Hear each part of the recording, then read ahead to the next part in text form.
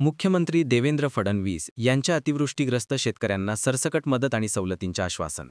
महाराष्ट्राचे मुख्यमंत्री देवेंद्र फडणवीस यांनी सोलापूर आणि लातूर जिल्ह्यातील अतिवृष्टीग्रस्त भागातील शेतकऱ्यांना दिलासा देण्यासाठी महत्त्वपूर्ण घोषणा केली आहे. त्यांनी सांगितले की सगळे निकष बाजूला ठेवून सर्व शेतकऱ्यांना सरसकट मदत दिली जाईल. सोलापूर जिल्ह्यातील पंढरपूर आणि लातूर जिल्ह्यातील औसा तालुक्यातील उजनी गावासह काही गावांना भेट देऊन त्यांनी नुकसानग्रस्त भागाची पाहणी केली आणि शेतकऱ्यांशी संवाद साधला. यावेळी त्यांनी आश्वासन दिले की दिवाळीपूर्वीच शेतकऱ्यांना अतिवृष्टीमुळे झालेल्या नुकसानाची भरपाई करण्यासाठी मदत दिली जाईल. यासाठी निकष शिथिल केले जातील. तसेच दुष्काळ किंवा टंचाईच्या काळात शेतकऱ्यांना दिल्या जाणाऱ्या सवलती अतिवृष्टीग्रस्त शेतकऱ्यांनाही लागू केल्या जातील. शेतकऱ्यांनी यावेळी कर्जमाफी आणि ओला दुष्काळ जाहीर करण्याच्या प्रमुख मागण्या केल्या. यावर फडणवीस यांनी सांगितले, हे निकष बाजूला ठेवून आम्ही सर्व शेतकऱ्यांना सरसकट मदत करणार आहोत आणि जेवढी मदत आम्हाला करता येईल ते म्हणजे आमचा प्रयत्न असेल.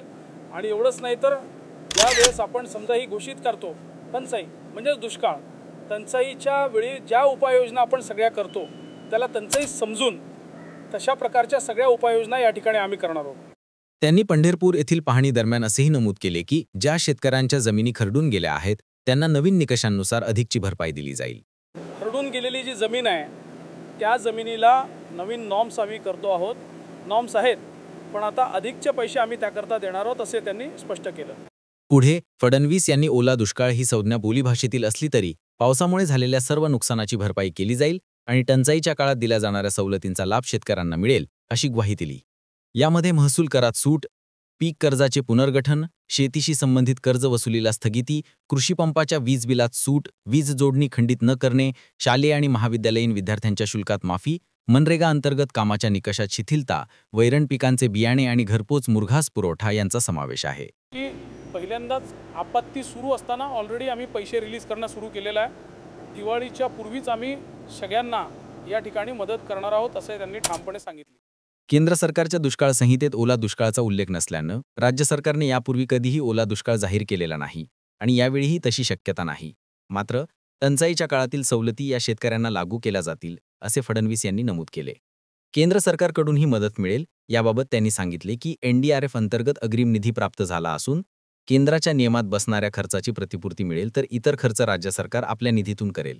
काल मंत्रिमंडळात चर्चा झालेली आहे आणि याकरता जो काही निधी लागेल तो देण्याचं आश्वासन या मंत्रिमंडळाने दिलेलं आहे असे ते म्हणाले. कर्जमाफीच्या मागणीवर शेतकऱ्यांनी जोर दिला असता फडणवीस यांनी तातडीच्या मदतीला प्राधान्य देत कर्जमाफीचा मुद्दा टाळला.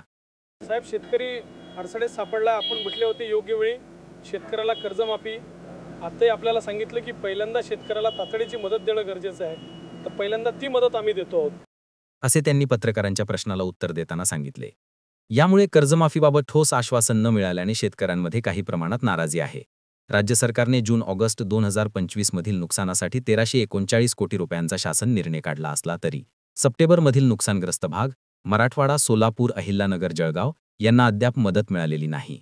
मुख्यमंत्र्यांनी सरसकट मदत निकषशिथिल करणे आणि खरडून गेलेल्या जमिनींसाठी अधिकची भरपाई देण्याचे आश्वासन दिले आहे.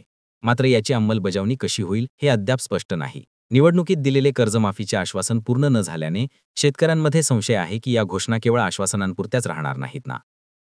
पुढील काळात पंचनाम्यांची प्रक्रिया, निकष शिथिलता आणि सरसकट मदत वितरण यावर सरकारची भूमिका स्पष्ट होईल. शेतकऱ्यांनी स्थानिक प्रशासनाशी संपर्क ठेवून अधिकृत माहिती घ्यावी आणि या विषयावर आपली मते कमेंट बॉक्समध्ये नोंदवावी. शेती आणि शेतकऱ्यांच्या हिताच्या अपडेट्ससाठी अस्सल अपडेट यूट्यूब चॅनल सबस्क्राईब करा, व्हिडिओ लाईक आणि शेअर करा आणि पुढील अपडेट्ससाठी काळजी घ्या.